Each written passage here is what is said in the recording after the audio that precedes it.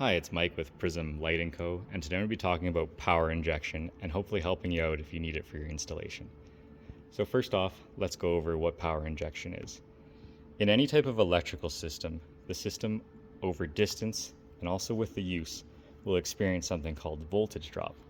So if you have 24 volts at your controller, at your very last light or at your middle light in a big installation, you might not have anywhere near 20 volts. You could have 10 volts, you could have 9 volts, or you could have even less. And eventually what that will cause is for your lights to flicker or for the colors to start to look off. So in order to fix that, what we do is we run a secondary, thicker cable along our installation. And then we splice that, or with our lighting system, we have pre-made connectors so that no splicing is required, into our system. And that re-ups the voltage to where it should be at 24 volts. With our controller enclosure, you actually have 3 terminals in total that you can use for power injection. So that allows you to do very large installations if you're comfortable with that type of wiring.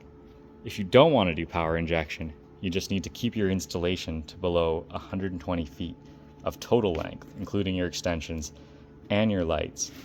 And you can often do that by splitting your installation in 2. So you'd have 2 outputs from your controller, both at 120 feet or less.